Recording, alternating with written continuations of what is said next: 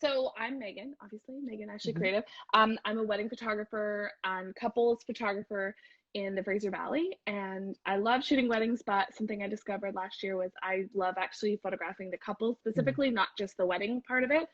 Um, and yeah, I started really encouraging my couples to do little getaways and bring me with them. And I started to realize how much you really don't need to get married to have beautiful photographs of you and your Mhm. partner. Um, and so, yeah, I've just been on this kind of fun little journey this last year, especially with COVID and not being able to celebrate quite the same way. I've had lots of clients that do like, I don't know, they just do something fun and they want it documented. And so it's been fun to like really get into that. And I've discovered really how important those are, especially when you get messages back after and they're like, Mhm. we love the photos, but we just had so much fun and it was such a beautiful way to connect and a beautiful way to like it not forces you don't need to be forced to to spend time with your partner, but sometimes you just take them for granted, right? And you're like, oh, they're just there and like we hang out all the time and Mhm. like why do we need photographs of us just hanging out? And I do these sessions and like we do so much more than just sit in Mhm. front of the camera and take pictures. We have pillow fights and we do like guessing, like we play games and we talk, and like sometimes I'll get my clients to like write vows for each other or like nice things for each other, and they can just sit, and I don't typically photograph that part. I just let them have Mhm. their space. But yeah, so long-winded story about me. That's what I like to do. And yeah, documenting it is just a really great way. And I know for myself, even 10 years ago, I hated my body. I hated what I looked like, what I sounded like, all those things. Um, and I don't love it all still, but I have a much greater appreciation. And I really wish I had these like photographs to look back on, even just for my own self, to be like, yeah, I was really beautiful. And I think one thing I get a lot from my couples is like you get to now have these photographs, and then in 10 years you'll sit down and be like, well, our bodies don't look like that anymore, or Mhm. you touch me differently, or you look at me in a different way, and not a bad way, but just your relationship evolves. And so to Mhm. have these like moments photographed is a big part of what I love to do. So that's who I am. I love that you do that outside of weddings because I think that, I Mm, mean, we'll get into it, I'm sure. There's so much yeah, focus on the wedding day, and there's yeah, not really a lot of focus on the relationship, right? And so there's a lot of yeah. hype over this one event and nothing that kind of happens after that. So, Yeah. Yeah. And yeah, I so get a I'm lot glad of that you're people doing that. who, thank you. I get a lot of people who are like, yeah, we haven't had our photos taken since our wedding, or it was Hmm. someone's, or I was pregnant, or I was whatever. And I'm like, you don't really need milestones or a Hmm. wedding to have these moments. Like these are just really fun, inexpensive ways to like celebrate your partnership and your love or Right. whatever that entails. And then you get all these beautiful photographs, and I do like a little bit of video too, so it just gives you another just like look into who you Mm. like what your relationship really is. And I don't know, it's a lot of fun. So that's it. I could talk about it all night, but I'm not going to. That's not why we're here. Yeah, So so for anyways, those who don't know yeah. anything about me, I'm Cecilia. It's nice to meet everybody. And I own Eternal Counseling and Wellness, and it is a group practice that's been around for almost 12 years. And so I am a social worker and also therapist. So my background and training is in social work, and what I do is I do therapy all day long, basically. I have a passion for couples by accident in a weird way. I think that my career started off in trauma work, and I did a lot of stuff working with women and Mm-hmm. experiencing either current trauma or childhood trauma, so sexual abuse, physical abuse, emotional abuse, all the things that women experience. And then what I discovered along the way was the long-term impacts into relationships. And so then I started to get into this work with couples around what does that actually look like in relationships. And part of that is realizing we just like live in this weird culture where we assume we're supposed to know what it's like to be in a healthy relationship, but no, Yeah. there's no manual. No one really Yeah. tells you how to do it. But there's this weird assumption that we're supposed to just automatically know. And then we're surprised when we don't know. And there's so much shame attached to that. Mm-hmm. So what I get really fired up about in the work that I do with couples and in therapy is this idea of like normalizing the struggle and really diving into this idea that we can construct things and we can make relationships what we want them to make, like want them to be. There's not necessarily a pattern to follow, but it's really about what works for these two people who are in relationship with each other, with experiences, baggage and kids or no kids, or like grief and loss and trauma and all the things that come together. There really is no cookie cutter approach. And so that's part of my why, and what I get really excited about is being able to get to know couples for who they are in the relationship story, and then finding out, what's got in the way of connecting in that relationship, and then helping people reconnect in a way that is authentic and real to them. Yeah. So that's a bit about me. Awesome. I love it. Oh, I do. thanks. I love, when listening to you talk, I'm like, yes, this is like when we've talked before, I'm like, I feel like our passions are complete, like our mediums are completely different. But our passion for the people that we work with is very similar. And I feel the same way. And being able to like get to know the person and actually just get like their struggle is equally as important as their success in their relationship, because without some of those things, like their relationship would be completely different. Right.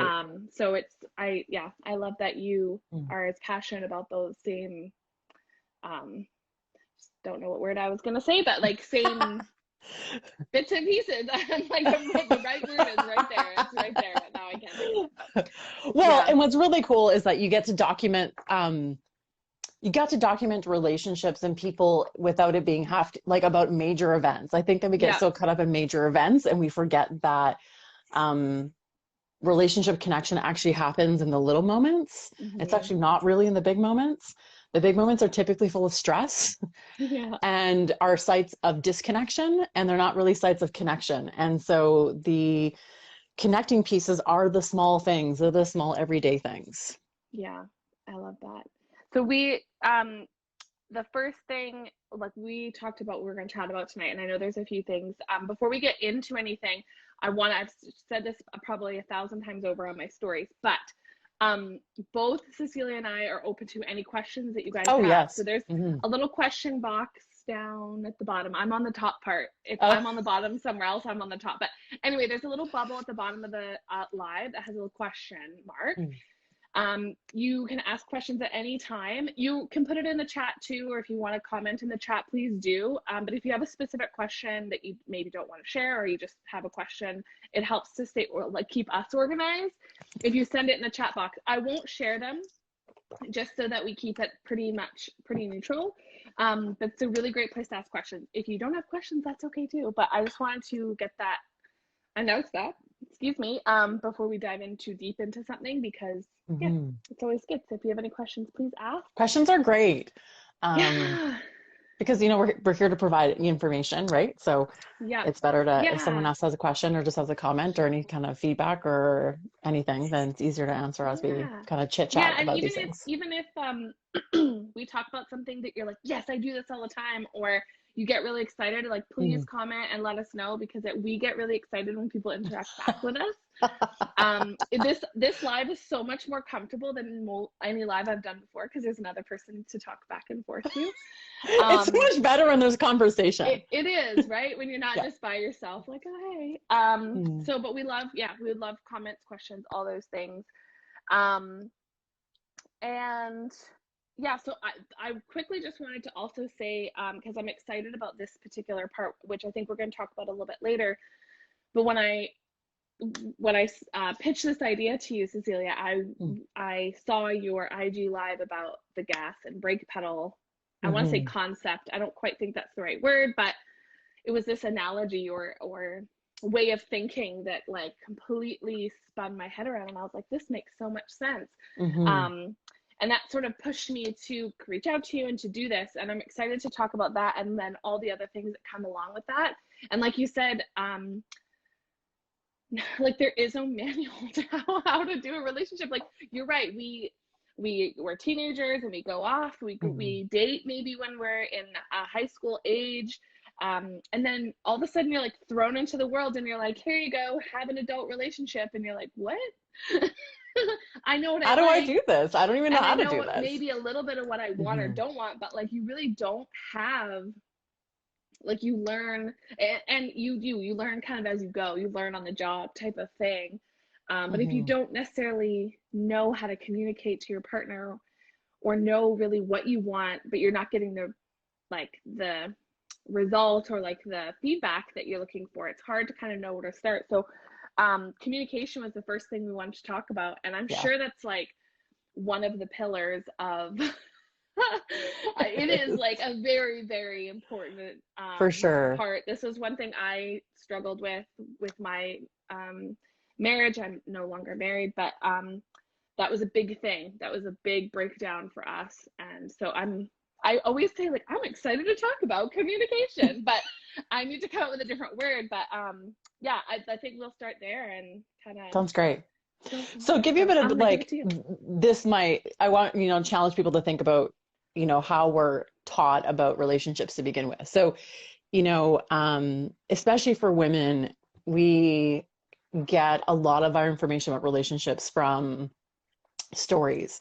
And so if you think about the most of the stories we grew up with, or the most of them are fairy tales. Yeah. And we get that from when we're little to like we're 85. Like it doesn't really matter how old we are, but there's this constant story around there's a lot of information about the how to date, how to, the Prince Charming, Mr. Right, the right person, the soulmate, all these stories that we get, it is really the front end of pursuing relationship. It's like the dating relationship. It's how do you pick somebody, and what makes someone a good boyfriend or not, or a girlfriend. Um, and it's all in the pursuit. So we have a lot of information about the pursuit at the front end of a relationship, of a dating relationship. And there's this assumption that we're going to find this one person out of 6 billion people on the planet that is the only person for you. And they magically are born into the same community that you are born into. And there's just like all this pressure, right? So we have all this inundated information, not only from like, books and movies, but we also get it from like the way people talk to us. When they say, when you find the right person, or when you find your husband, or when you find your wife, or when you find your spouse, there's this idea of like seeking, finding, and getting, right? And then it's like there's all this like this focus on getting this person or this magical whoever being unicorn this is. And then the story stops. Yeah. There's nothing else after that. It's like you get your slipper, you are like you have been woken up from your deep sleep, or whatever it is, the fairy tale is that your favorite one. And then there's nothing else. Yeah. Right? If you think of all the rom-coms, it's all about like the funny stuff at the front end, but there's really nothing about after the relationship's been established.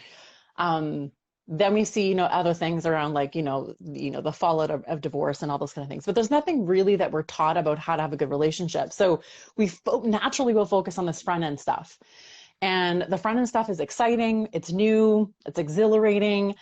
And we are in this seeking to find something, and we are not working at creating a foundation for relationship, because I don't think we really even know what that is, Mm-mm. especially our first time around. So it's really, really, really hard. So Yeah. in talking about communication, it's really understanding that that's what we're taught. And then we look to what we grew up in as a model. And I don't know about you, but like lots of us look at our parents and we're like, well, I don't want to do that. Like maybe there's some really great stuff there, but there's Yeah. like probably a lot of stuff is not okay. Yeah. Generational differences. Yeah. They're just in a totally different time, and we just are dealing with like different stressors and conflicts, and just the stuff we're Yeah. dealing with is very different. And And I the feel like they can be heavily influenced on your relationship too. Like currently, absolutely like, oh well, you should be doing this, or you shouldn't do that, or you should like all right, their idea of what's, all yeah, their like you said. shoulds. And like even now you're like, ooh, like no. Right. And we're in a time that like relationships are changing and Mhm. evolving quicker than most people can keep up to what's actually happening. And Yeah. in some ways that's super exciting, because we're breaking boundaries, and we're breaking kind of the rules in many ways that have kept people really stuck in like really small boxes. And in other ways, it really creates a lot of fear in people because they don't really understand what's happening, and then they hold on to Yeah. the boxes as much as possible. Yeah. And so when it comes to communication and relationships with like your partner, I always say like communication is actually not the problem. because it's just not, because we communicate all the time. We're all Yeah. adults. We have great communication. The problem is disconnection. Yeah. So we have the ability to communicate, and you pick your person because of the way you communicate and connect and have this like intimate relationship with them. It's not communication that falls apart. It's really about disconnection gets in the way of Yeah. communication. Yeah, that's true. Do you think, like when you were saying just now about how like you're choosing your partner based on how they communicate, like is there from my own personal experience, Hmm. like having a tough time figuring out how to communicate correctly. Hmm. And that could be where that disconnection comes in, where there's like Hmm. something in the way from stopping you, like, hey, I'm saying to you these words. Right. Obviously, you're receiving them differently. And I guess, is that what you mean by disconnection then? Like, is there something there that's Hmm. stopping that? Because I know that can be frustrating. Um, yeah, to be able to be like, I don't know how to explain myself without angering you or upsetting you, because Right. it's like, I think it's good to explain to somebody how you feel and how you Mm. are perceiving something, but it's not always reciprocated the same way. So Right. So yeah, I don't like, know what my question so was there, but yeah, no, it makes sense. Assumptions is a disconnecting tool. Making yeah, assumptions, right? right. Defensiveness is a disconnection tool. Hmm. It's a tool of disconnection. So there's all these things that we can do individually that create this like disconnection from the other person. And the disconnection is, I always imagine like telling couples, it's like there's this cord that connects you to your person. Yeah, And disconnection is when like the cord, so either you unplug or your partner unplugs from it, or right, something kind of gets in the way and creates like a kink in the cord. right. And I love so if that. I grow up in a family where deflecting is really the way I've managed emotions, and that's how I was taught to deal with really difficult emotions, is to deflect Yeah, with humor or sarcasm or just, kind of turning away. And I do that's a tool of disconnection. That's me right. unplugging from the relationship and doing my own thing, right? And so that's what Hmm. I mean around what disconnection looks like. So Okay. communication is really not the problem. The goal is communication. The problem is the Yeah. disconnection that gets in the way of having this connection with a person, with your partner, in a way that is healthy and brings you together versus it creating more distance from each other. Yeah. And I'm sure that like stressful situations can cause a lot of those. You like Oh to my pick that tool gosh. out of your tool belt, Yes. like, I don't want to deal with this right now. I'm just gonna whip out whatever is, Hmm. convenient, which is hard. So what would you say, like what would be a good route of, like, if that's like a big problem? I'm sure it's like the start of a bigger start of a problem, but what are some ways, like, if you're trying to communicate with your partner and they're using a disconnection tool, like what's something that you could do? Because I mean, we can only control, it's one thing I learned the hard way too, is you can only control Hmm. yourself. You can't control Right. how your partner reacts. You Hmm. can't control how they're going to, yeah, just to react to your situation. So what's something, like, what's a good step there? I think the first step is always, I always tell people, individual or couples, like you always need to look in the mirror, right? In Yeah, the sense of like you can only look at yourself. And we so often get busy doing this. yeah, yeah, You do this, you make me feel, you said this, you this, you this, you this, you this, because we're building camps, right? The second you step in front of a mirror and realize, what is it that I'm bringing into this relationship that is actually not helping? And being able to just say that to your partner, to say, what I realize that, when we have conflict, what I do is I jump to a bunch of assumptions, and I'm going to do my mm-hmm. best to challenge myself to not do that. What that does is it brings in a conversation where like I'm owning my shit, Yeah, and I hope that you can also own your shit, and then yeah, we can kind of figure out how to do this together. yeah, um but really the first step, and like the easiest, like the simplest but hardest thing to do, is to look in the mirror yeah, and to own your stuff. Like none of us are perfect. None of us like come into a relationship with a clean slate. yeah, um Especially those of us who are like in our 30s and 40s and 50s. yeah, We come with a bunch of like relationship history stuff, and it plays out all the time, yeah, and we're human, and we're not perfect, and it's okay to yeah, say, listen, I totally messed up. So humility is a really important thing, to say, listen, I messed this up. um it is also couched in a healthier relationship where there isn't an issue of safety around abuse, Yeah. right? Yeah. So I just want to address that too, right? So Yeah. if there is concerns around emotional safety, or if you feel like the relationship you're in is really unsafe, then this stuff is like, the tools aren't really going to matter, because because that abuse stuff will take precedent, right? So it's important to look at the safety of the relationship as well. Yeah, absolutely. Hmm. Yeah, and that's I remember when I after I was divorced and I started a new relationship, it was terrifying to and it was like took a long time to kind of relearn Hmm. how, because it's when you're in a not a negative relationship, but when you're in a relationship with somebody that you've never got your groove to, and now you're in a new relationship with somebody, you're like, okay, I have no idea what I'm doing, and this person is actually like being quite receptive of my words, so I have to be really careful now about what I'm saying, because this person actually is Right. really is understanding. And so Hmm. learning your partner's cues, and I don't know, the best way to communicate with them is probably pretty important too. Hello. His love language is physical touch, apparently. Just a little segue. Hey guys. That's Hi. pretty funny. That's great. You can hear us chatting. He's probably like, well, no. So that's Tim. Um, anyways, yeah. So learning to know, like, to understand your partner's cues, and Hmm. I don't know where I was going with that. I got distracted by being kissed. Um, That's super great. let's take a minute here.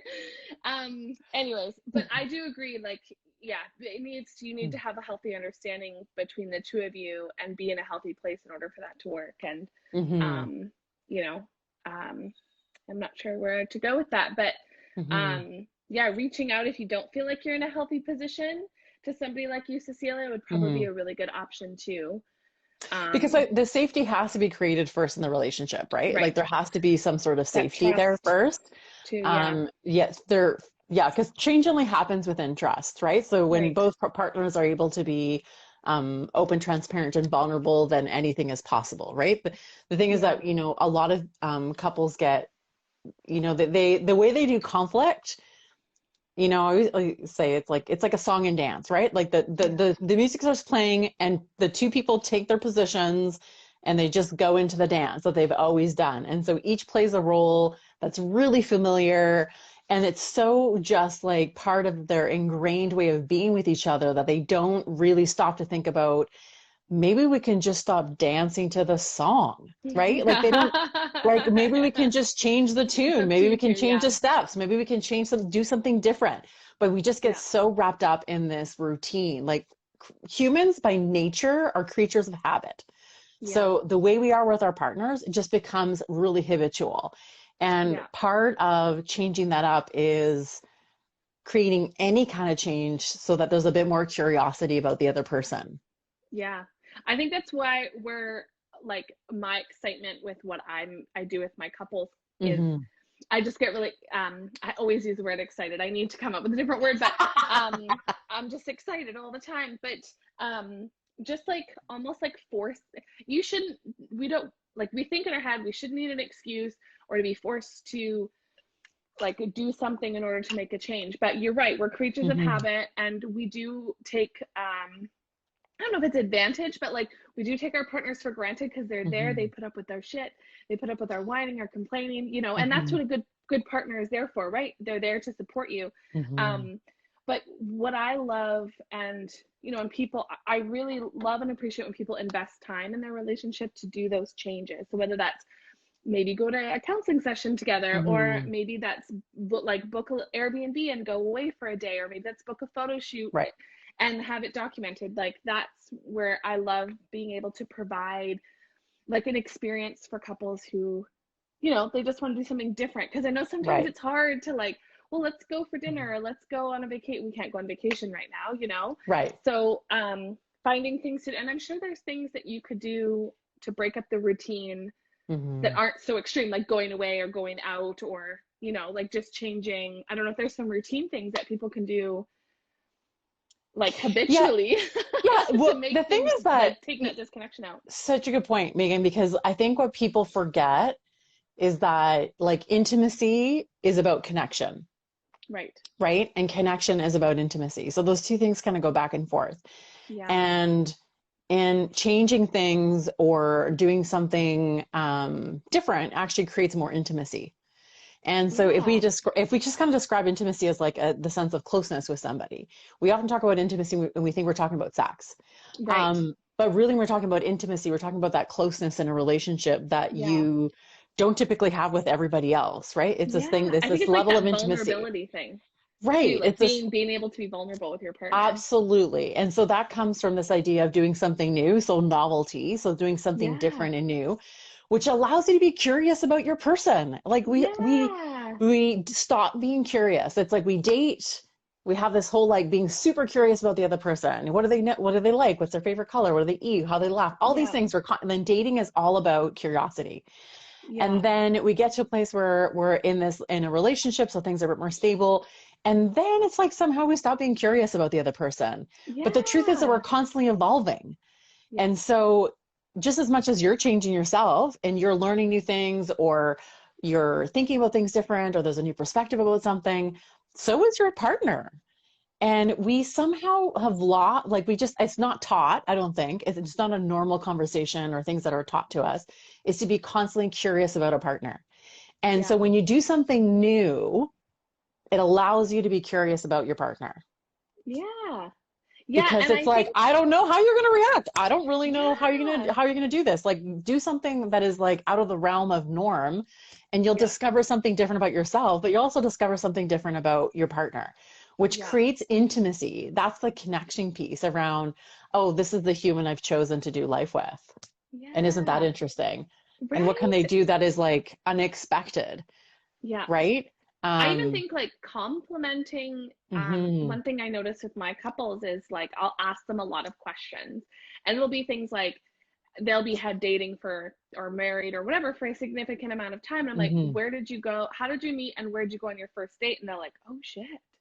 Like, oh yeah, and then they'll tell the stories and like they'll look mhm, at each other like, well, I don't remember that happening. I remember the dress you were wearing. Like, you still remember that? And like, I just you mhm, create this like beautiful moment where you're like, when was the last time you talked about your first date or like the first weird thing that you discovered about your partner? Like, it's not that you mhm, forget about those things, but mhm, you're learning it from a different perspective. And you're right, sometimes when you're doing mhm. something different, you start talking about some of those things, you open up the conversation, you feel comfortable with your partner to be able to share, and your perspective on how your relationship has grown and evolved will change. And it's actually, I love being able to listen to some of these like realizations that you think, oh, I remember our Mhm. first date this way. Well, your partner remembers it completely different, and maybe they've never told you Right. how they felt, or maybe that how they felt, the way they remember it might be slightly different. I don't know, but I think that's, yeah, it's awesome to be able to uncover those like hidden things, and it's exciting to Well, learn and it something new. often happens in counseling, right? Where Yeah. someone will say something and the partner will turn to them and be like, I had no idea. Right? Yeah. Like I had no idea that's how you're feeling, or that's what you were thinking, or like anything, that these things are happening, because so much of what's going on goes on inside of us and we don't always share it. Yeah. And the truth of the matter is like there's work, there's like other relationship demands, there's potentially Yeah. kids, there's pets, there's Yeah. responsibilities, there's a house, there's all the Yeah. things that need to be done, the emotional labor, the physical labor of like being in a relationship, having a home, never mind throwing the pandemic on top of all that stuff. Yeah. And then you're dealing with Yeah. job losses. Like there's so much going on all the time that we don't actually like share all these pieces of ourselves with our partner, because unless they're there. And sometimes when they're there, we don't, because Yeah. as women especially, there's this idea of like, I'm not smart enough, I'm not good enough, this is dumb, I'm not going to say it, it's going to come out wrong, it's too emotional. Like we censor ourselves all the time, and so we bring Hmm. that into our relationships, and then we don't share as much. And then when Yeah. we do share, it's typically in times of conflict when we're like really overwhelmed and this Yeah. stuff comes out, and then it doesn't really feel always like productive, and then so much stuff comes out Yeah. that it's impossible for another human to address all the things that are coming out while being in conflict, right? So Yeah. like couples counseling is really about slowing that whole process down like a Yeah. lot, So Yeah. then things can kind of get dealt with as they go, but that really, like, partners can create a new pattern of being with each other that creates Yeah. more intimacy. Yeah. So, because emotional Well, intimacy is comes before physical intimacy. yeah, absolutely. I was gonna say too, like we were talking about that, like almost like a brain dump when you're in high Mm-hmm. conflict, because I feel like you're super upset about something that may have nothing to do with how you're feeling on the back end of your brain, and all Mm-hmm. of a sudden you're like, I have no more room for this. It has to come out. I'm gonna put it out here now because maybe you feel more comfortable because you're Right. upset, so your partner might be more receptive. I don't Mm-hmm. know. I have a bad habit for that, and all of a sudden Tim will be like, we're not talking about this anymore. And I'm sure there's lots of people listening who are like, Happens to yep. everybody. Happens to and everybody. It's and like, I'm what, how did this, like, how yeah, did the conversation about dishes turn into this thing? And it's like, right? because it's Yeah, not about the dishes. yeah. And I always feel like when that happens, it almost like what's the right word? Not disvalues that feeling, but it's like not an appropriate time or place to actually be Mm, productive about that topic. And then right. I know with us, like your partner, he feels like, okay, I know now I have to fix this, but like if I just do it now, it feels weird and like, and Mm-hmm. I'm not sure what to do with this information. And if I don't do Right. something with it, it's going to be upsetting. And so I'm sure, like, I don't know, like, and maybe that's where couples counseling is always a good thing, or maybe Mm-hmm. there's some other like tools that we can use to kind of talk about. Like, I don't know if you have some suggestions on tools to be able to, like, when you have those emotions, rather than just putting them off to the side until you have an elevated moment where you can't hold it in anymore. Um, but like, is there a way to like work through those, like, Yes, sort of, they're of not course. smaller moments, but I mean, they're usually, for me, they're not like Yeah. major things, but they come out at the wrong time. I'm such a big fan of journaling, and I know some people hate Okay. it and they're gonna roll their eyes when they hear me say it. I know there's some people in here who know me. I can see you here, and you're probably like, "Oh, here she goes again." Yeah. Um, if you've worked with me, you know journaling is a big deal Yeah. because there's many reasons. So one, it is super simple and it's super cheap. Like all you need is a notebook and a pen. So not on your computer, not on your phone. It has to be old school pen to paper, Yeah. and it's accessible. People are excited about your journaling, just so you Oh, know, it's in the really comments. great. I don't know if you can see, Yes, some but people are yeah, like, people are yes, excited. journaling, give me some hearts. That's awesome. But I want to give you some of the science behind it. So, Hmm. because I'm like such a nerd, and so again, those who know me, I'm such a nerd. I read and research Good. and listen to all the things. I want to know everything about everything. Yeah. Um, we have been like writing on cave walls since the beginning of time, right? So there's something intrinsically in our DNA about documenting our experience, whether that's like in your like physical DNA or if that's in your soul, your heart, whatever you want to believe in, that's up to you.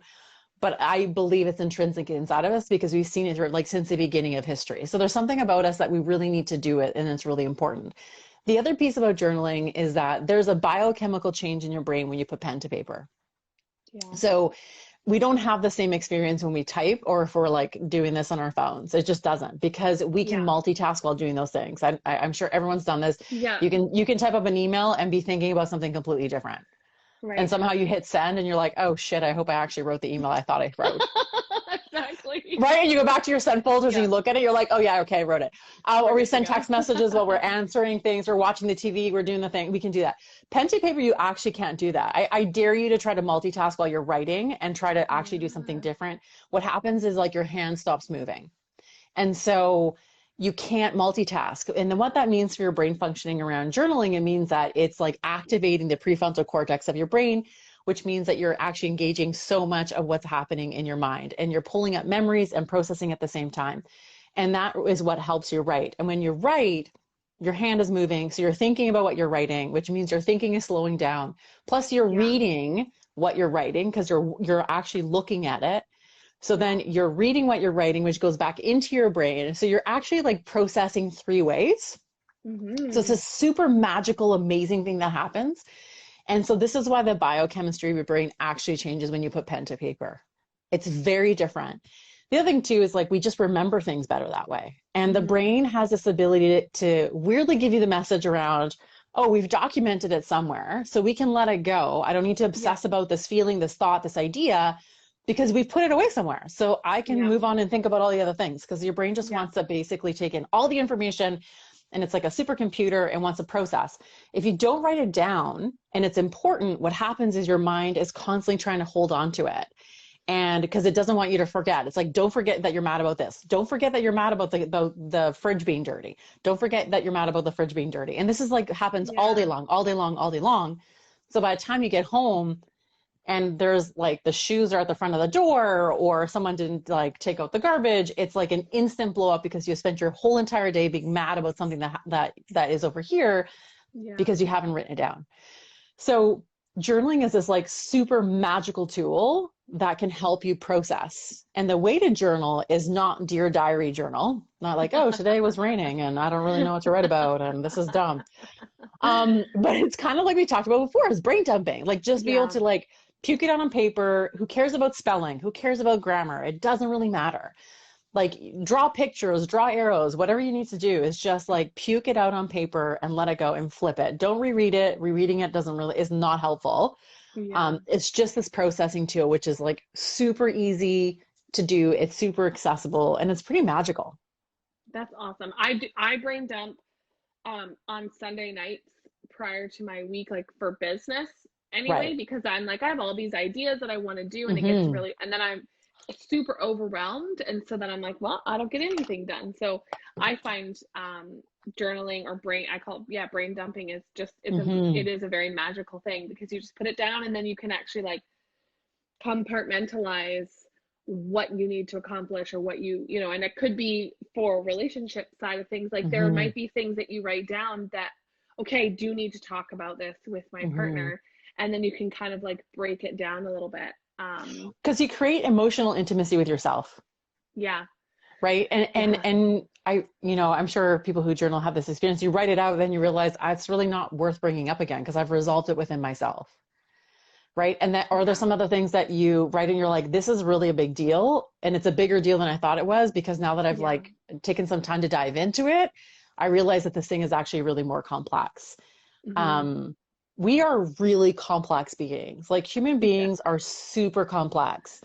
And we love to think we're really simple, and we love to think that our partners is like really simple and you've got them figured out, but you don't. Like No. we're super complex, living in this very complex world um, that we're just trying to make sense of.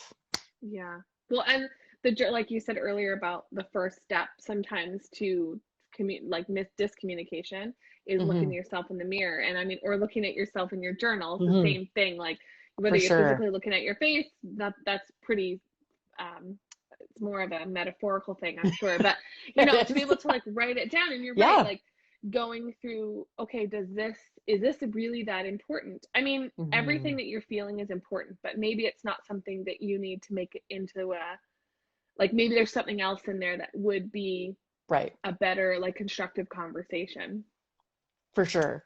when you get that down. 99% of our reaction to other people is really about us. Yeah. We want to make it about other people, but that's not the truth. Like the No. reason why I like, so if I get mad about something, I'm getting mad at that about that because of me. Yeah, It's about my belief 100%. system. It's about my assumptions. It's about the meaning I'm Yeah. making. It has really nothing to do with the other person. Maybe Hmm. it's the other person 1% of the time, but most of the time it's about me. So journaling helps you realize, my perceptions, my ideas, my thoughts that are leading to this experience that I'm having, and what do I want to do with it? Right. So Yeah. it's And I'm about sure knowing yourself a bit.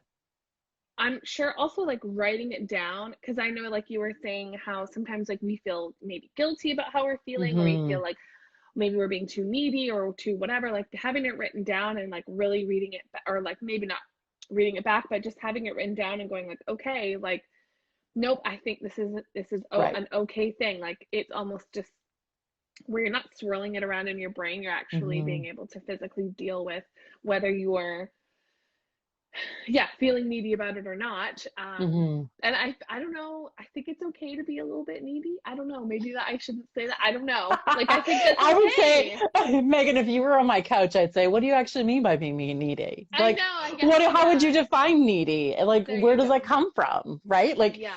where does that concept come from? This idea of Yeah. neediness, right? And I Yeah. challenge that to be like, how do we define that? And why do we see this as bad? Or are we talking about, is neediness about expressing my emotions and my emotional needs in a relationship, or is it about lack of boundaries? Right. right? And Yeah, so like, and so what are these two things are very different things, right? So, absolutely. and so I think we all have emotional needs. Yeah. Every single person has emotional needs. And when we start to label things as needy, sometimes we, I think, discredit that Yeah. we Yep. actually are, we're emotional beings that happen to think. We're not Yeah. thinking beings that feel. We're emotional beings that just happen to Yeah. think. And I think we forget Yeah. that because we're taught to be so rational all the time Yeah. or to like problem solve in this way. And we're not really taught like we're just emotional beings that just happen to Yeah. think. Yeah. Um, so we're all kind of neat. We're all Yeah. emotionally needy. Yeah, I think it's like a Hmm. blanket term that I probably shouldn't use as much because you're right. Like when you need something from your partner Hmm. emotionally, like that's okay. For sure. Um, and and being able to communicate to that to your partner and have them receive it is important. Hmm.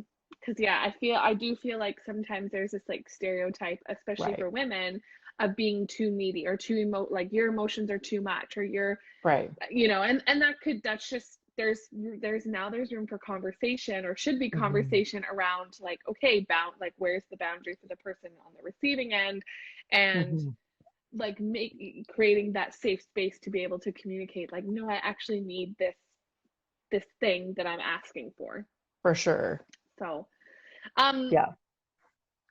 I don't want to segue if we need to talk about anything else, but I do want to get into this gas Oh yeah, for and sure. Let's brake do that. pedal analogy because I do think it's so important.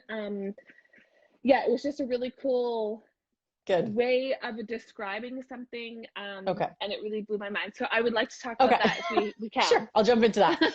Segue, So it's not, kind of. I didn't invent the concept. So Emily Nagoski wrote this book, Come As You Are, and brilliant research psychologist around female sexuality and sexual desire. So as you know, like, we can assume with when you do couples therapy, the topic of sexual intimacy Yeah.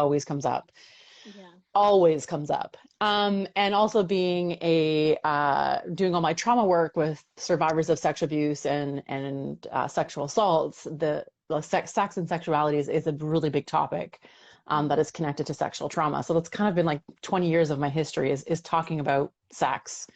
Yeah. Um, so this book was really brilliant in that she presented this concept of like everything is about context, right? So we talk about sex drive. I prefer to call it like sexual desire. Yeah. Um, and we're taught that we just like have this like thing that we call like a sex drive, and it just is what it is. And, we inevitably accept that men have higher sex drives than women, which is, by the way, false. There's no research around that. The research actually shows the opposite. And that somehow women just accept that, if they're menopausal, somehow you're like, your sex drive is dead and just give up and you're like no longer a sexual being and life is over. And in this book and this concept is around like everything about sexual desire is within context. And we often forget about the context. And it's better to see sexual desire as in like we have a gas pedal and we have a brake. So these are two things that we are doing in our life, and we're adding to things or putting too much pressure on the gas or too much pressure on the brake, or we've got both our feet on both pedals and nothing's ever happening ever. And then we're like Yeah. super frustrated. So a really good example of why context actually really matters is this. So in the beginning of the pandemic, I'm not sure if you remember any of these news articles, if anyone remembers this in the news, they were like predicting, the COVID baby boom, right? Everyone's like, oh Right. my gosh, everyone's stuck at home. Guess what everyone's doing? Yeah. There's going to be a whole bunch of COVID babies. The rest of us who do sex therapy were like, oh, you are wrong. This is not going to happen at all. Yeah. And it did not happen, actually. The Kinsey Institute in the States has done quite a bit of research, like at the beginning of pandemic, because they do a lot of research around sexuality and sex, basically. And through their research, it shows a downward spiral around sexual intimacy in couples. Not surprising Yeah. for us, because the context is that yes, we're all at home with our spouses and our person. However, it's also a forced quarantine, which is Yeah. a massive experience of powerlessness. So we don't have control what's happening. We're in a global pandemic, which is terrifying. So there's a fear factor in all of this. You've got kids potentially at home, so there's no privacy. The stress level is through the roof. And we all know that the person that gets hit the hardest with when we talk about stress levels are women. Yeah. Because the emotional labor usually falls to women. Yeah. So if you were in a relationship, then that's where a lot of the pressure was happening. But also there's a lot of single people who are quarantined and weren't having sex with anybody. So, yeah. right. So then there's all of that, right?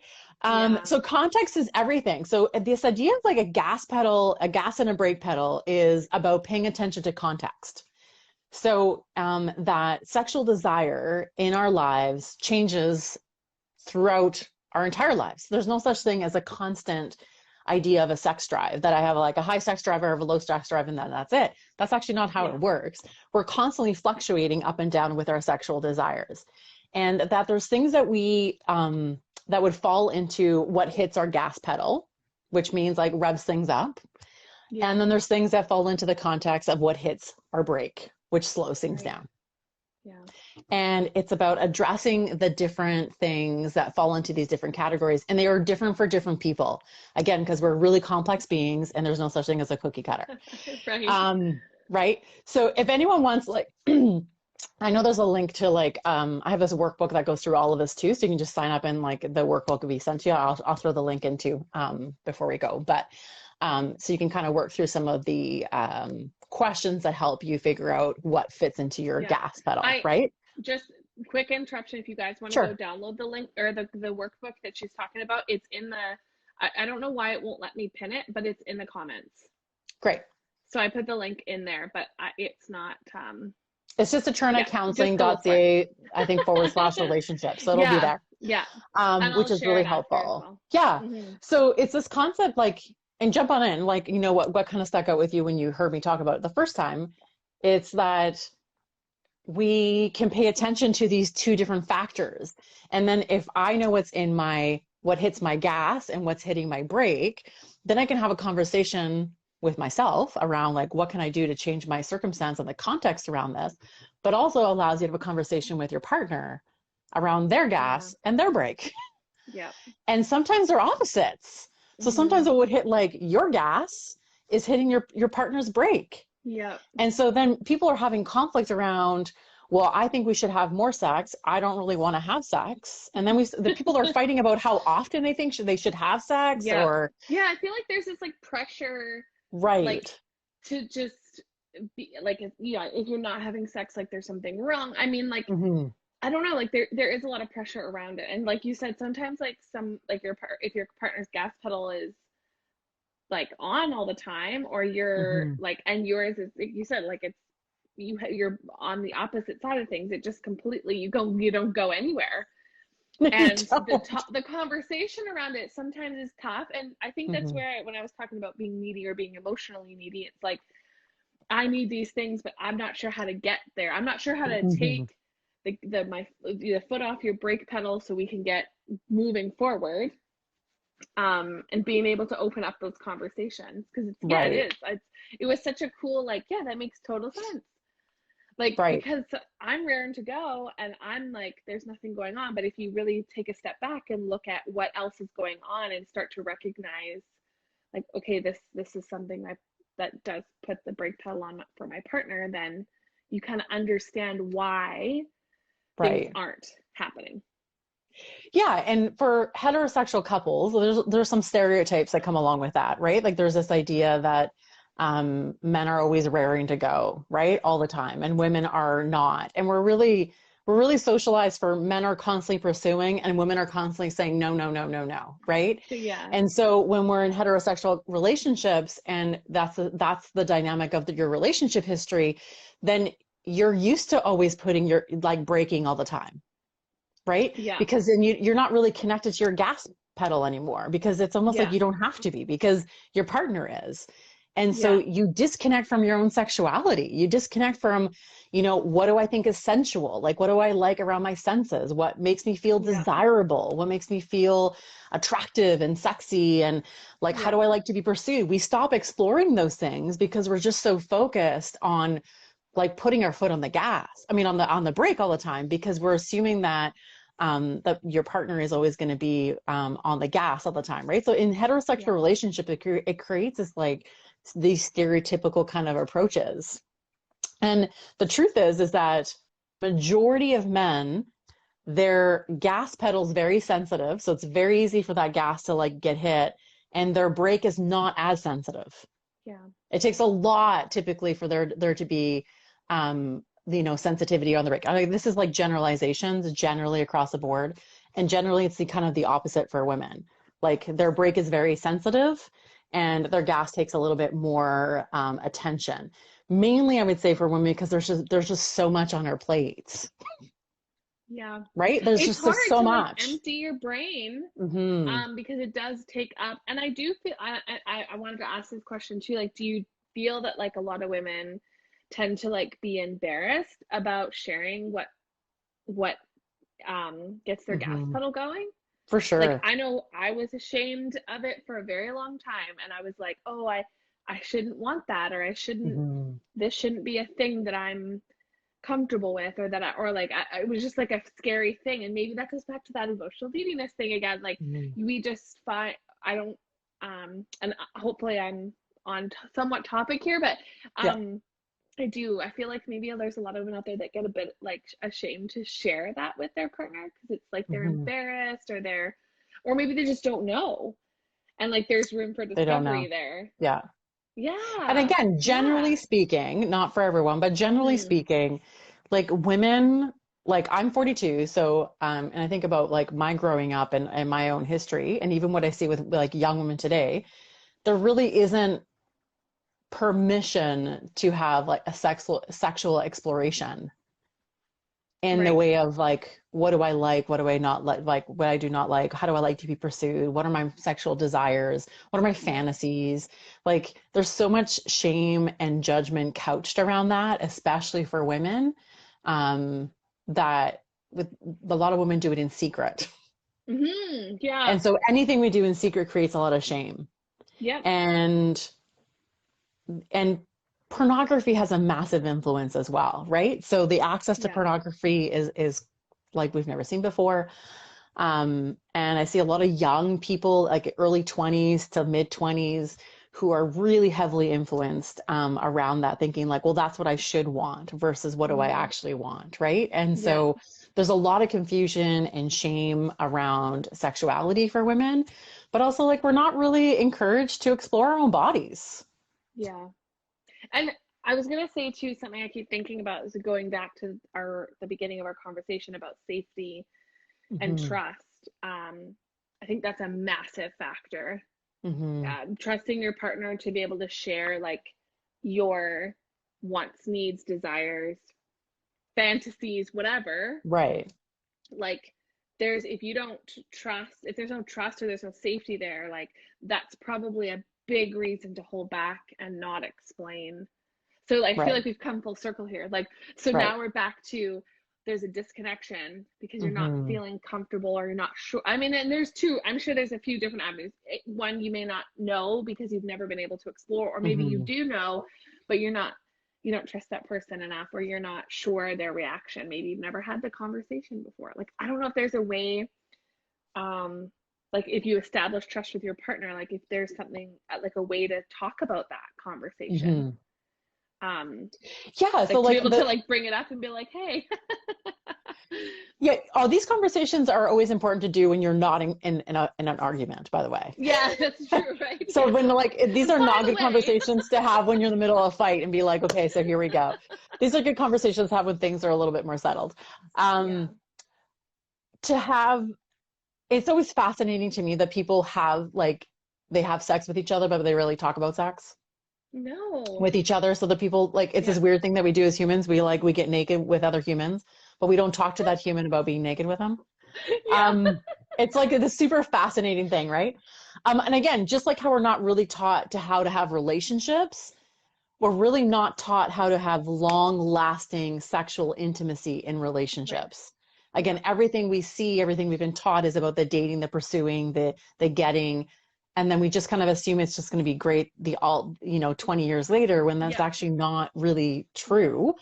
It takes work, and not work as in hard work, but it takes intention. Everything's about intentionality, right? Yeah. And bringing some novelty, something that's new and exciting. And part of that is really communication with your partner around like, what kind of hits my gas pedal? Like what kind of things get me going? And what are those things? Is it like, how do I feel desired? Do I need you to tell me that I'm beautiful and attractive? Do I need you to touch me in a certain way? Do I need you to look at me in a certain way? Sometimes hitting the gas pedal is like you take the responsibility of cleaning the toilets in the house or something, right? Or Yeah.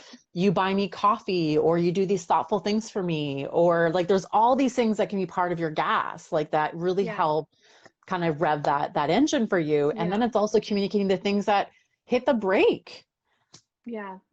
that Yeah. your And partner maybe doesn't even think about. They're just like, how are these right. things Yeah. connected? They don't see Yeah. the connection, right? And it just becomes these Yeah. isolated things, but in reality, they're all connected. Yeah. Um, and the more things that you have on your plate, the more things that you're managing, the more pressure there is on that brake. Yeah.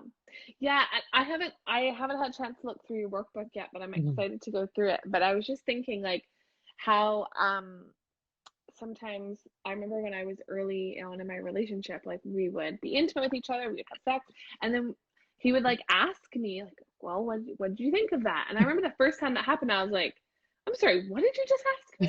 He's like, well, I want You're to like, know, are we like, reviewing this? yeah, and I'm like, can we normalize that? Like how Mhm. important it is to like, hey, after you Mhm. do something, it doesn't have to be sex even. It could be sex, it could be a date, it could be a Mhm. conversation, it could be how you load the Mhm. dishwasher, it could be how you cook dinner, it doesn't matter. But like I feel like you know how when you watch sports and they have the announcers like calling the plays and like Yeah. talking about the things that happen and then they review it after the game and they go through the whole thing and I'm like Yeah. fuck, like this is what we We need need to to do. be And I doing this in remember, yeah, relationships. I honestly Yes. remember the first time, and that was the first relationship I've ever been in where I've had someone like genuinely be interested in how I felt in the Mhm. last in that like during that moment, and it's because he wanted to learn about who I was Mhm. and what I needed because it was important to him. So like as we're Mhm. talking, I'm like, I would love to encourage couples or to people to like write down, like Mhm. journal the things that make your gas pedal go and things Mhm. that push your brake pedal down, and be able to like share that information with your partner because I know like it's. I mean, no, like everyone's different, but it was just so important. It was just such a um yeah, like a mind-boggling thing. I'm like, okay. Yeah. And then Well, when I and just saw that, like a that's why I think checking it could in help. general, like for couples to Mhm. check in with them with the relationship to say, hey, how are things going? Like Yeah, how am I doing as a partner to you? How are you doing yeah, as a partner to me? Because again, going back to again what we talked about at the beginning is that they like we're always changing and evolving. And this idea that yeah. I get to know you and then we're good, we high five it and we're good for like 20 years, that approach doesn't No. work. Like divorce Yeah, rates are through the roof. Like yeah, this pandemic has really, really impacted relationships. Like relationships are being hit hard, very hard right now. yeah, And it's the ripple effect now that we're like a year into this. The stressors of this have been astronomical.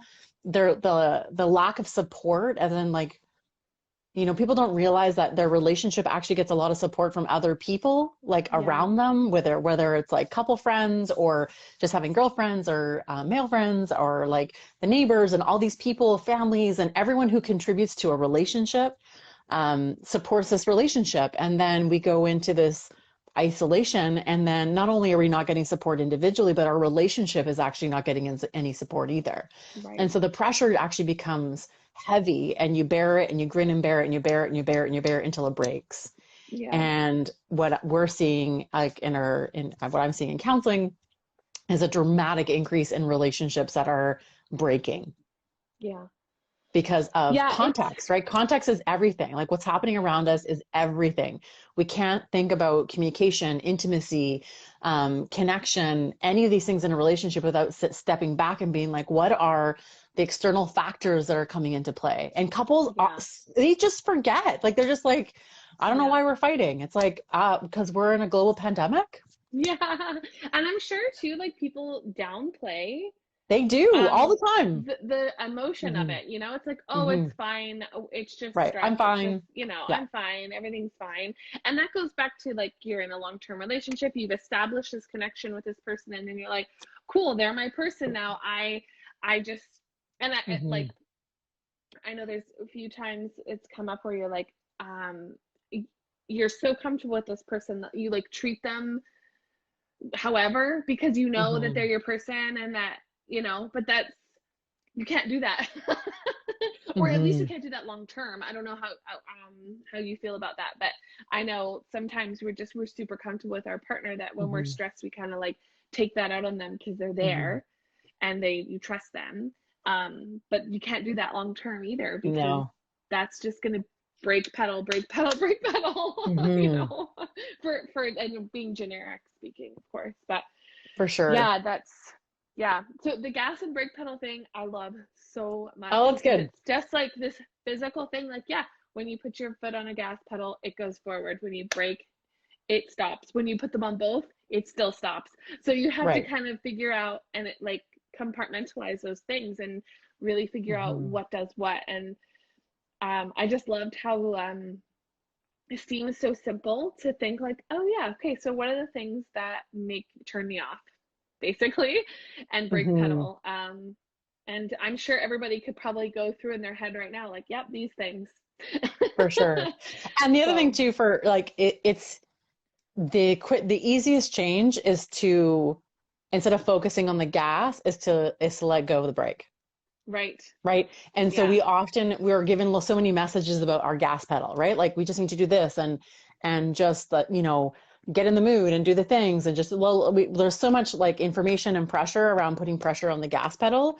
But the yeah, truth is that like being able to address what's creating so much pressure on the brake is going to be more powerful yeah, because it allows you just to be you. It allows you to go back to this place of like, oh, I'm a human being and I'm going to yeah, have these natural desires, right? yeah, For connection and intimacy and closeness and wanting to be close to this person. So it's yeah. easier, like, I know we think it's easier to do the gas thing, but But you'll get the quickest results by addressing what's pressing down on the brake. yeah, because I was thinking like if you go get in your car right now and it's in drive and you Right. don't touch the brake or the gas pedal, but you don't also touch the brake pedal, if your car's in drive, it's going It's going forward. to go. Yeah. It's going to go slow, So, but it's going to move. right, exactly. And any movement is good movement. Hmm. So this Right. I love this so much and I'm so That's great. excited that you have this workbook. Um I'm going to link the workbook in when I post this to IGTV, but it's also in the comments. It's also if you go to the link in my profile and you go to, um, I've set up a little thing to give away a little couple session because I do think it's important to take some time away and do something different. Like you were saying, the novelty, Hmm. the curiosity is so important. I think we're naturally curious. We naturally want to know and see, you know, like when you see, oh, you see an attractive person, you're like, oh, what Hmm. would it be like to date them? I think that's a totally normal thing to be curious Absolutely. about. Right. And so I love being able to create fun experiences for couples to be able to just go out and do something that they wouldn't normally do for themselves. So that link is in my bio. For those of you guys who are still on the live, you can go there. It just says IG live giveaway. And in that link is the link to Cecilia's website with the Great. workbook. And I highly recommend that you go and download it because I do feel like it's just a fun little experiment. We're not really doing a lot right now anyway. We're not going Hmm. out. So maybe that would be a fun thing to be able to sit down and like, yeah, go over. And I'm sure it'll help start the conversation with your partner Yeah. too, if there's anything going on to be able Yeah. The to, workbook goes over like communication stuff. It goes over like the gas pedal stuff. It goes over like some love language stuff. So it's like, there's got a whole bunch of stuff in yeah, there. If you sign up for it, there's some like videos we'll send you. Just a whole bunch of stuff just yay. to help support Yeah, relationships and starting conversations that maybe are hard to start or just feel uncomfortable to start. yeah. And it's always easier to start something when you've got something in your hand, when you're like, hey, Cecilia I told have me. I have Cecilia this told me. workbook thing. Would you want to do it with me? Yeah, Usually you'll get like a lot more buy. I'm like, yeah, sure, let's do this. So it yeah, just helps like facilitate conversation, right? yeah. So, I'm sure which when is it really feels great. like it's a mutual thing too, it's a little Right. bit easier. One thing I want to talk about before we get off this live, because Sure. I don't want to keep everybody all night, is if we can quickly talk about love language. Yes. This is something that I'm talking really loud right now. I get really excited about. I ask on my intake forms or my questionnaires I send out to all my couples, I ask what their love language. 50% of my couples come back with their answer. 50% of them come back with, I have no idea what this is.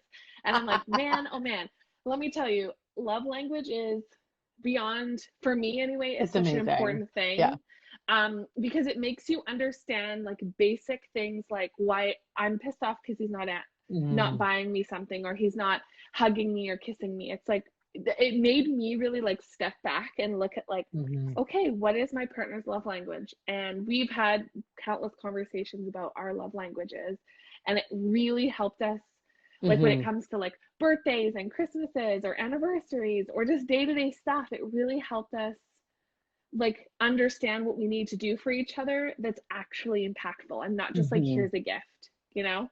Yeah. Which for some people that's what they do. Mm-hmm. But anyways, I'll just end up talking nonsense in the next 5 minutes. So I would love to know like what you think about, and if you can explain love languages a little Yeah, for bit. sure. So, there's like books. You can take the quiz online. If you just go five love languages, the website will come up and take the quiz. It's super easy. Um, Kind of the premise is that we fall into 5 different categories around how we give and receive love, and that we don't all give and receive love in the same ways.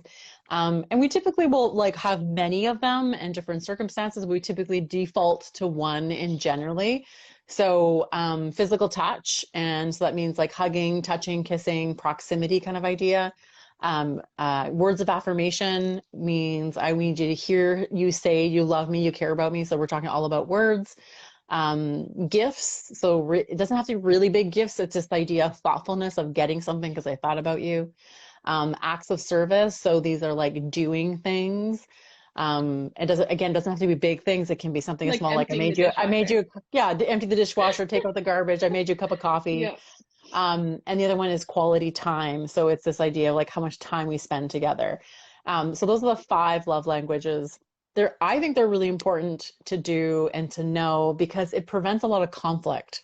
Mm-hmm. Because often you're lucky if you end up with somebody who gives and receives love in the same way that you do. Like Yeah. you're lucky. It's more common to have different love languages. There can be some overlap, like I think physical touch, clearly we're talking about physical intimacy comes into play. But even that can be very different, where some people really love a lot of proximity and other people don't. So if you get 2 people who love proximity, love being in physical space with each other, that's a really good match. But if you get someone who really loves proximity and that's what they need for love, and the other person is an acts of service, so they want to do something for you, then we come back to the word needy and be like, you're Yeah. being so needy. Yeah. Right. And that's not really what's happening. What's happening is like, oh, this is how I get love. And you're not giving me love in the way that Yeah. I need to receive it. What you're doing is you're going out and doing things. Well, Yeah. that's how they show love. But it's like, I'm not receiving it that way. I just see you leaving to go do things. Yeah. Right. So Yeah. it kind of like helps a lot with understanding yourself and what you need first. So like, like, how do I get love? How do I give love? But also how does that work for my partner? How do they get love Mm-hmm. and how do they give love? Because it helps prevent conflict around, like if you're a gift person and you're sitting around thinking, why haven't you bought me something? Yeah. We've been together 3 months and you haven't bought me a gift. Right. And we're like, it's this filter of gift. And it's like, well, I've given you lots of gifts. I've like got you coffee. Yeah. I did this thing for you. Like I bought this for you, bought this for you. You haven't gotten me anything. Like you clearly don't Yeah. care about me. But your partner is there like doing all the things. So they're like making dinner, or they're like taking out the Yeah. garbage. They're making sure that the dogs are walked. They're like doing all the things. They think they're showing you that they love you, but you're not Yeah. receiving in the same way. So it's like speaking 2 different languages, right? So you're both talking, but you're not actually speaking the same language. So love language can be a really great way to create connection and relationships about understanding yourself and understanding the other. Because I also think that we need to ask for what we need. Mm-hmm. Yes. Yes. Yes. Yes. I'm not a fan of the whole, like, you know this about me. I hear this all the time. Well, you should know this about me. It's like, no, no, no, no, no. No. Like, no one's a mind reader. And here's Yeah. the thing, I barely know what I need moment to moment. How the hell is my Yeah. partner supposed to know what I need moment to moment? Yeah. So it's up to me to say, I need this. I need you to tell me I'm attractive and beautiful. I need that to feel loved. Yeah. I need you to tell me that you love me. I need you to do these things to show me that you love me. I need you to hug me and touch me. Like, it's up to us to share with our partner what we need in a Yeah. relationship to feel loved. Yeah. And we need to also ask our partners to say, I need you to tell me what you need as well. So there's no guessing. Like, stop moving Yeah. away, like move away from assumptions and make everything super clear.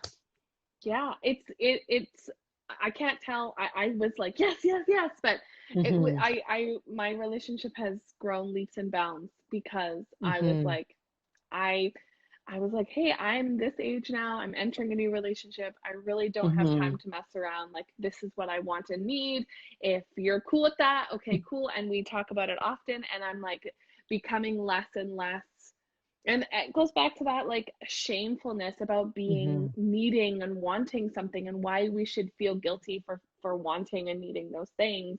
Right. Um, 'Cause that's how I felt for a really long time. Most of my young adult life, I was kind of like, oh, I shouldn't want that or need that because it's going Mm-hmm. to be too much, or that person's not gonna, you know, whatever. And so now I'm like, as I get older, I'm just like, nope, fuck it. Like, this is what I want and need. If you're willing to do that, I'm okay, cool. And it's just like, I think it's, again, you go look back in the mirror and tell yourself Mm-hmm. what you want and need, and then explain that to your partner. I was just noticing some comments about they're gonna, yeah, like, hi Yeah, Amy, they're gonna go find out their love languages after this, and that's it's a great. fun activity. I know Tim and I have Mm-hmm. done this where I'm like, just take this little, you can do the test online, Yeah.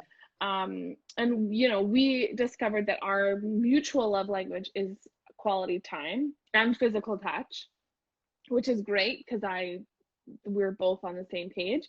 But we noticed that during COVID, like, we used to go to, we love music. We used to go to concerts all the time. We used to go away a lot together. We travel all the time together. And with the pandemic, we haven't Mm-hmm. been obviously been able to do that. So we're sort of, because we know that about each other, we're trying to find some other ways of like, okay, we're going to watch a movie, or we're going to do basic things that you think, oh, it's fine, my partner doesn't really care.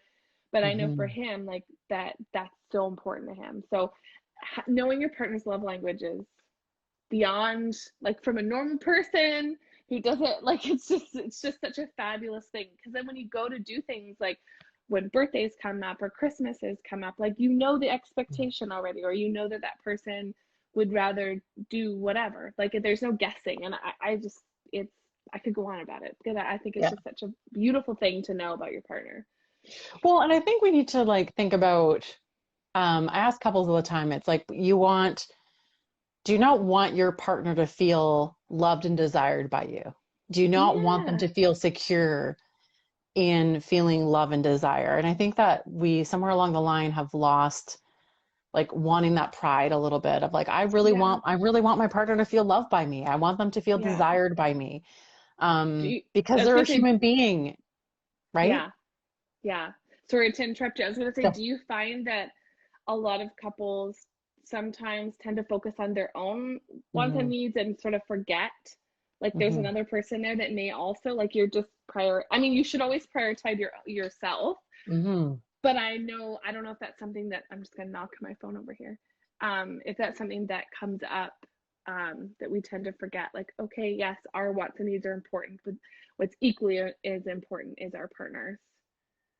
Yeah, Not I that it's think that our responsibility, there's but just yeah, I think that sometimes there's so much hurt, there's so much mm, history of hurt that and woundedness that we're busy trying to like defend, keep ourselves like safe in many ways, and also trying to put the blame where it needs to. Like we kind of like are like, well, if it's your fault, then it's like then you yeah, need to fix this, not up to me to fix. And we kind of get into like these camps in relationships, like we're on separate teams versus being on the same team. And I think part of being hmm, on the same team is being able to say, like, I want my partner to feel loved by me. That's yeah, up to me, right? It's not up to them to like to receive it because I'm giving it. It's up to me to make sure that I'm giving it in a way that's received, yeah, right? And yeah, it's funny because parents do this with their kids, right? They will like address their children differently and provide them with different ways of like building up their self-esteem or parenting them differently based on their personalities. But we don't really take that in with our partners. They say, well, I hear this all the time, like, well, you know, I love you. You know this. It's like, well, no. Why are we assuming that? Like, it's Yeah. up to us. Like, it's about, I want them to know that I love them and I find them desirable, and not necessarily in a sexual desirable, but a desirable human being Yeah. that I'm curious about what they have to say and what they think about the world, and that they're a magical human being. And, but it's up to me to ensure that that's actually being received. And so in order to do that, I need to know, first of all, what their language is, and also need to ask, like, do you feel Mhm. loved by me? Do you feel Yeah. desired by me? Am I Yeah. communicating that to you? And if I'm not, then it's not a fight. It's a, oh, maybe I'm not doing it in a way that is actually being received, Yeah. It's right? And I important also taking want, ownership too. absolutely, and I want to feel Yeah. loved and desired by my partner. And if I'm Yeah. not, then I need to communicate that and say, I don't feel loved by you. You may be Yeah. doing a whole bunch of shit over here to tell me that but I'm not receiving it because you're Yeah. doing it in a way that doesn't really matter to me. Like, it doesn't impact me. Yeah. So I Yeah. want to receive in a certain way. So I think love languages really helps with that because it takes away the conflict of it around who's right and who's wrong and who's doing it right and who's doing it wrong and all these kind of things. And it's just like we're humans in a relationship together, and we have different desires and different needs. And it's important Yeah. to have that kind of communication with each other. And our love language can change. So if you've been if you're like, have done it before, you can also like do the test again to see if it's the same, because our needs do shift and evolve, and Yeah. change over time. Yeah. I feel like I'm all the love languages sometimes. Well, we all are. We all love them. We all I love know. them. Yeah. Like, I do love my gifts, but it's not my primary one. But I'm Yeah. okay if you buy me pretty things. Yeah. Um, but we all are in many ways, Yes. but there's that primary piece, right? So Right. Yeah. Oh man. Yeah, we could probably sit here and talk about it all night, I but I know. think I'm so thankful that we came on and did this. Me too. This I is great. really hope, yeah, and I hope that so I'm gonna put this on IGTV at the end. Perfect. I'll link the profile I'll put the link in my profile to the workbook. Please go and download that. And Yeah. also, like I said earlier, I'm gonna do a little giveaway.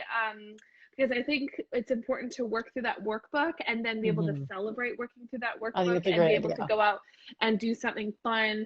I always encourage my couples to just, yeah, find a spot that's special or hang out at home. So we'll do a little giveaway. So please go to the link in my bio to say IGTV Live giveaway, and all the links will be in there. And thank you. Thanks, Megan. This is super Yeah. fun. I had a good time. I hope that it's good. I think we've got some Yeah. comments in here which are positive, and we had people coming out, so I appreciate it so much. Thanks. I And appreciate the time. yeah, yeah, That's great. that'll be good. Cool. Okay, guys, All well, right. enjoy the rest of your evening, and you Have a enjoy good the night, rest of your evening, everybody. and we'll see you next time. Bye.